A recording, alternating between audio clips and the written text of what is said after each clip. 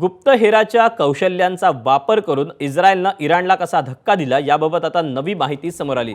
British मीडियानं इराणचे सर्वोच्च नेते अयातुल्ला खामेनींच्या मृत्यूबाबत मोठा दावा केला। इस्रायलच्या मोसाद या गुप्तहेर संघटनेनं इराणची राजधानी तेहरानमधील सर्व सीसीटीव्ही कॅमेरे हॅक केले होते असा दावा ब्रिटिश मीडियानं केला। या हॅक केलेल्या कॅमेऱ्यांच्या माध्यमातूनच इस्रायलनं खामेनी आणि इतर इराणी नेत्यांवर ते लक्ष ठेवून होते असं कळतंय।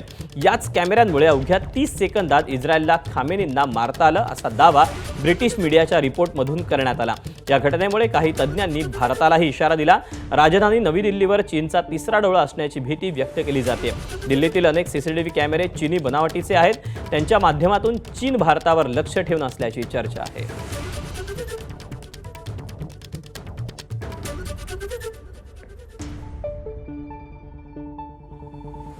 खामेनींना मारण्यासाठी इस्रायल गुप्तहेर यंत्रणेनं विशेष ऑपरेशन राबवलं।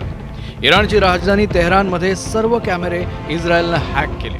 तेहरानमधील चौक, प्रमुख रस्त्यांसह प्रत्येक परिसरावर इस्रायलनं नजर ठेवली। कॅमेऱ्यांसह इराणच्या मोबाईल नेटवर्कमध्येही इस्रायलनं शिरकाव केला। कॅमेरे, नेटवर्क हे हॅक झाल्यानं इराणच्या प्रत्येक हालचालींवर इस्रायलचं लक्ष होतं। हॅकिंगमुळे वेळोवेळी खामेनींचं लोकेशन इस्रायलला मिळत होतं। शेवटच्या हल्ल्यावेळी याच हॅकिंगची इस्रायलला मोठी मदत झाली।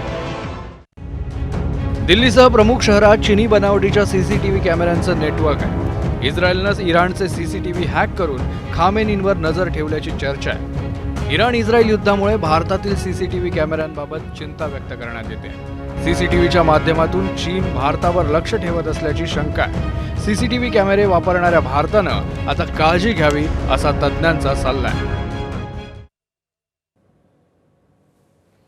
आधुनिक टेक्निकल इंटेलिजन्स, आर्टिफिशियल इंटेलिजन्स मधलं डेटा अनालिटिक्स आणि इलेक्ट्रॉनिक वॉरफेअर याचं अचूक ऍप्लिकेशन मोसाद आणि CIA ने केलेलं आहे आणि म्हणूनच ते या ठिकाणी यशस्वी झालेले आपल्याला त्या ठिकाणी दिसतात। अमेरिकेनं हे सगळे इंटेलिजन्स नेटवर्क त्या ठिकाणी राबवलं आणि सक्सेस त्या ठिकाणी प्राप्त झाला। माझ्या मते भारतानं सुद्धा या ठिकाणी शिकण्यासारखं आहे। 21व्या शतकातली युद्ध ही अशा प्रकारची AI ड्रिव्हन असणार आहे। आणि एक फक्त फॅक्ट सांगतो, दिल्ली मधले मॅक्सिमम कॅमेरे जे आहेत ते कॅमेराज जे आहेत ते चायनीज मेड आहेत। मग हा धोका, सर्व्हिलन्सचा धोका कुठेतरी आपल्या सिक्युरिटी एजन्सीजना सुद्धा लक्षात घ्यायला यावा। एबीपी माझा, उघडा डोळे बघा नीट।